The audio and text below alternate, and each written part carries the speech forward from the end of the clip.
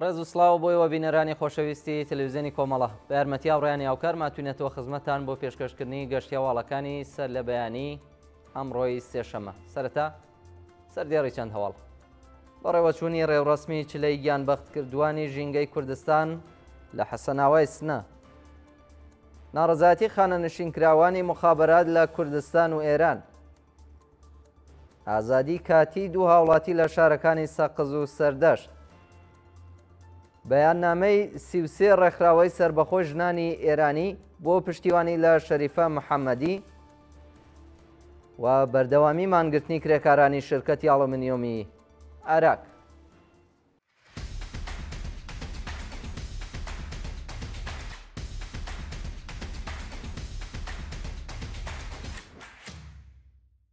بەڕێوەچوونی ڕێوڕەسمی چلەی گیانبەختکردوانی ژینگەی کوردستان لە حەسەناوای سنە.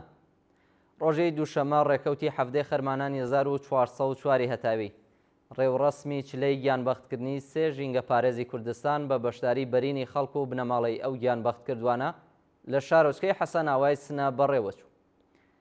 بە پێی وێنانەی کە بەدەستمان گەیشتون چلەی گیانبەختکردنی حەمید مورادی، چیاکۆ یوسفی نژاد و خەبات ئەمینی بە بەشداری کۆمەڵێکی زۆر لە ژینگە پارێزان، خەڵکی شاری سنە و هەروەها چالاکانی مەدەنی کوردستان بەڕێوەچوو.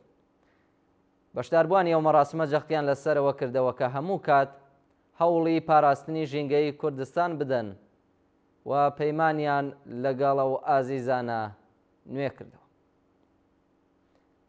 ناڕەزایەتی خانەنشینکراوانی مخابەرات لە کوردستان و ئێران.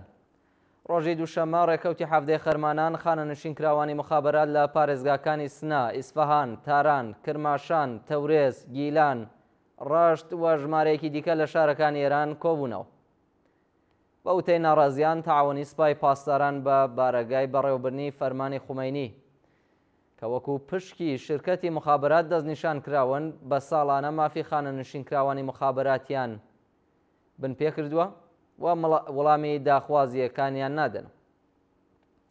لە بەرامبەردا خانەنشینکراوانی ناڕازی خوازیاری بەرزکردنەوەی ئاستی هەقدەست بە پێی ڕێژەی هەڵاوسان، دابینکردنی بیمەی دەرمانی کارامە، پێدانی هەقدەست و مەزایە دواخراوەکانیان و هەروەها کۆتایی هاتنی جیاکاری لە پێدانی هەقدەستی کارمەندان و خانەنشینکراوانی مخابەرات.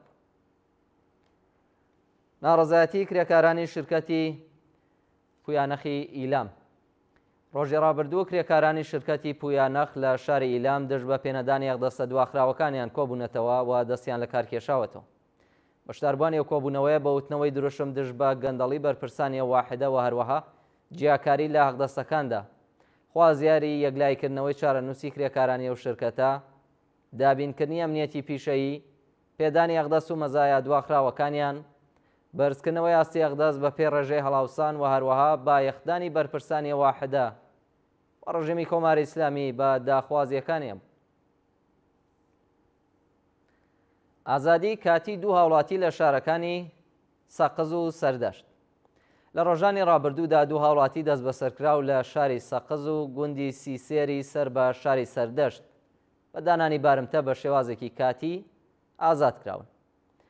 بە پێی راپۆرتی ڕێکخراوەکانی مافی مرۆڤ، ئەسعەد سەدیقی لە ئەندامانی کۆمەڵی شاخەوانانی هەڵۆی سەقز بە دانانی بارمتەی 1 ملیاردی تا کاتی کۆتایی هاتنی پرۆسەی دادگایکردنەکەی لە زیندانی ناوەندی سەقز ئازاد کراوە. هەروەها محەممەد ئەمین حەسەنزادە تەمەن 31 ساڵ و ناسراو بە مینە، خەڵکی گوندی سیسێر سەر بە شاری سەردەشت پاش 7 مانگ و 13 ڕۆژ بەندکران لە زیندانی ئەو شارە بە دانانی بارمتە بە شێوازێکی کاتی ئازاد کراوە.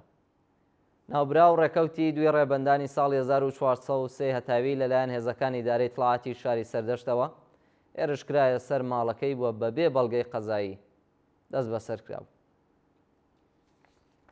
کۆبوونەوەی خوازیارانی مەسکەنی ملی لە ئیسفەهان. ڕۆژی دووشەمە خوازیارانی مەسکەنی ملی لە شاری ئیسفەهان لە بەردەم بینایی و سانداری و پارێزگای کۆبوونەوە. بەشداربوانی کۆبوونەوەکە بە وتنەوەی دروشمۆڵکردنی پلاکار دژ بە وەدینەهاتنی بەڵێنی بەرپرسان ناڕەزایەتیان دەربڕیوە و ئاماژەیان بەوە کردووە کە بۆ ماوەی 6 ساڵە کە دەوڵەت پارەی خانوەکانی لێوەرگرتوون، بەڵام سەرەڕای بارەها کۆبوونەوە و ناڕەزایەتی خەڵک هێشتا خانوەکانی ڕادەست نەکرد. کۆبوونەوەی خەڵکی شارستانی زەڕگەر شەهری مازەندەران. ڕۆژی ڕابردوو خەڵکی شاری زەڕگەر شەهری سەر بە پارێزگای مازەندەران دژ بە نەبوونی ئاوی خواردنەوە و پچڕانی بەردەوامی و بێئاگاداری کارەبا لە بەردەمی ئیدارەی کارەبای ئەو شارەدا کۆبوونەوە. ناڕازیان لە کۆبوونەوەکەدا بە وتنەوەی دروشم و تووڕەیەکی زۆرەوە ئاماژەیان بەوە کردووە کە بەهۆی پچڕانی بەردەوامی کارەبا زیانێکی زۆر بەر خەڵکی ئەو شارە و دوکانداران کەوتووە و هەروەها بەهۆی نەبوونی ئاوی خواردنەوە بەتایبەت تەندروستی منداڵان کەوتۆتە مەترسیەوە و لە دۆخێکی خراپی بێداشتیدا دەژین. خەڵکی ناڕازی خوازیاری سزادانی بەرپرسانی تاوانبار لە ئاست دۆخی ژیانی خەڵک بوون و جەختیان لەسەرەوە کردوێتەوە کە تا کاتی وەدیاتنی داخوازیەکانیان بەردەوامە بن لە ناڕەزایەتی. بەیاننامەی 33 ڕێکخراوەی سربەخۆی ژنانی ئێران بۆ پشتیوانی لە شەریفە محەممەدی.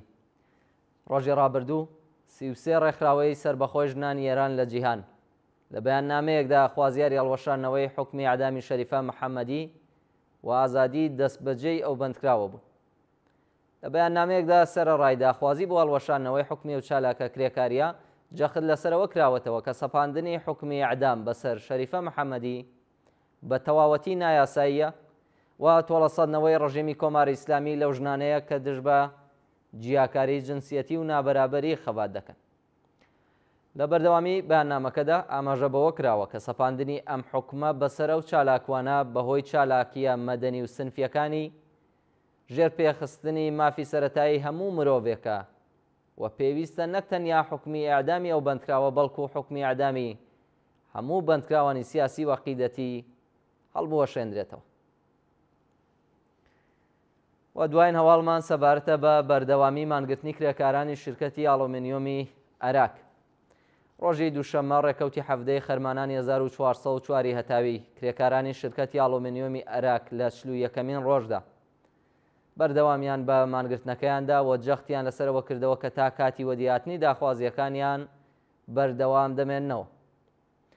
لە ڕۆژانی ڕابردوودا ناوەندی ڕاگەاندنی ڕژیمی کۆماری ئیسلامی لە بەیاننامەیەکدا ڕایگەیاندووە کە کێشەی کرێکارانی ئەو شرکەتە چارەسەر کراوە، بەڵام ڕۆژی ڕابردوو کرێکارانی ئەو شرکەتە ئەم هەواڵەیان ڕەت کردوێتەوە و تەنانەت لە 41مین ڕۆژدا بەردەوامیان بە مانگرتنەکەیانداوە.